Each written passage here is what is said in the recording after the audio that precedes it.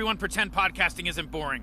So I'm sitting here thinking about how much podcasting has changed in just the last couple of years. And, I've been listening to shows since 2014, and then I started creating podcasts since 2016. And so I started really observing how I engage with them, how people around me engage with them, because there's still a whole segment of people that don't even know how to access a podcast. I saw it in a Facebook comment the other day of these famous bloggers or something, or they post their stuff on Facebook as well. And basically this person was requesting that they continue to post on Facebook too, because they have no idea how to do a podcast or where to even find one. And so it goes to show you, just because you know what it is, how to quickly look one up on Spotify, that's not how everybody does it. So I wanted to share some things in this video that are going to directly affect your downloads, my download, and all of our potential to actually grow and keep doing our podcast. Let's start with the biggest shift that I'm actually seeing, which is I don't actually consume a lot of full podcast episodes, right? So there's a lot of shows that I enjoy watching, and I might say that I'm a fan of this podcast or that podcast, but the truth is I haven't listened to a full episode and I don't even know how long. So how can I identify as a fan if I haven't done that? Well, I watch the clips all the time. I'm somebody who consumes a lot of content on YouTube, and so I really enjoy the stuff that's 5 minutes, 8 minutes, 10 minutes, and I'll be honest, that's a category that I'm seeing a lot of people now actually fall into, where you don't need to actually consume this person's full episode, like that's 3 hours or 2 hours and doesn't really tell you what it's going to be about. You'd rather consume something that's hyper specific. It's a certain segment from the show that tells you something that, okay, by the end of these 5 minutes, I'm going to hear about aliens, or I'm going to hear about this person's workout program, or whatever it might be. So number one, the way that I actually identify as a fan of shows, and other people do this as well, is changing. You don't just have to listen to a podcast episode like the full one every single week to be like, I'm a fan of this show. The way that I identify with shows now is on YouTube. I like to watch 5 minute, 8 minute, 10 minute, even 15-minute clips that are on YouTube pulled from these shows. So that's two different types of fans. One fan who listens to the audio format and listens to it weekly, is very dedicated. Sure, that's one. There's usually not as many of these. Then you've got the clips that are a little bit more on the long form side, right? So they're pulled from the show. If it is video, then it is attracting its own crowd of people who just consume the clips. The third type of fan is somebody who is a short form fan. So there's somebody who are just going to consume you on Instagram or TikTok, wherever the attention is that's under 30 seconds or 60 seconds. And this is totally okay, because I think about a lot of shows that I love, and I might consume 10 clips that are 30 seconds long, but in my brain it feels like I've consumed and interacted with them 10 different times, 10 different experiences versus maybe just one experience with the full episode.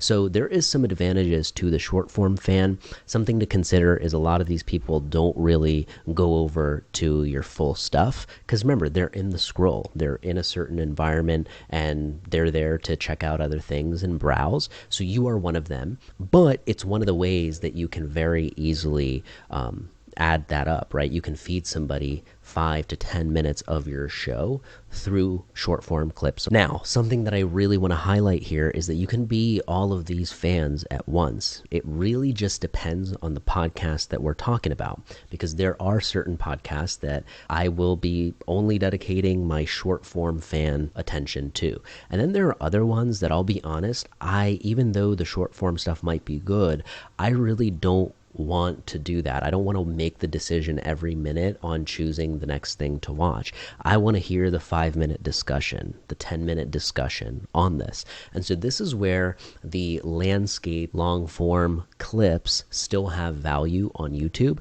And I don't think that they're going to be going away for a long time, because you're always going to have this balance. I know I have this where I'm burned out on short form content, and then I like long form. Then I like long form, then I'm, burned out on that, and I come back to short form. So there's this teeter-totter that naturally happens. It's to different degrees for everybody, but it's something to keep in mind because it affects how people are going to actually listen to our shows. So I don't know about you, but just being aware of these three different types of fans and how people engage with shows gives you a way to plan, gives you a way to be like, oh, these are people with different user intent, different interest levels.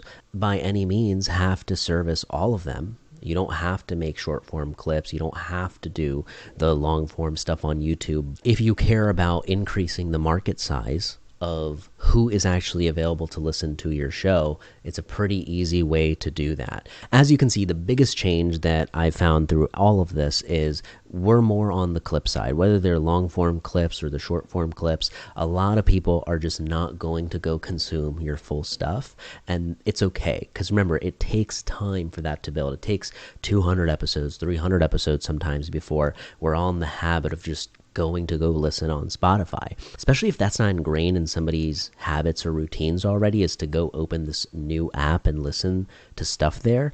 It can be hard to kind of point people to that and shift their behavior. So you just want to go where the fish are, go where people are hanging out. The truth is, a lot of them are on Instagram, and so you will have an opportunity to get fans that are fans of the short form clips. Then be in the long form places, because that's the main beef of your content, right?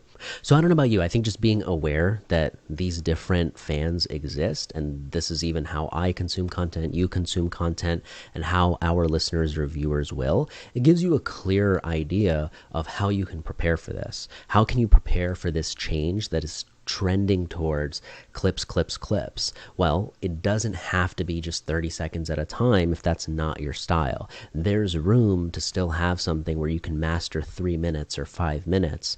And I just don't think that that is going to be going away, because like me, I go back and forth. There are times in shows that I want the short form stuff, and there are times I want something a tiny bit longer. I don't want to make the decision every minute on what to actually listen to or watch. So I hope this was helpful in prepping you for some of the changes that are going to be coming, that have already honestly happened. I'd love to know what you're doing to prepare for this. Are you doing more clips? Where are you posting them? What's your strategy? Share what you're doing in the comments, or drop me a note, hi@podmahal.com. If you have any questions, hit me up there as well, and I'd love to help you out.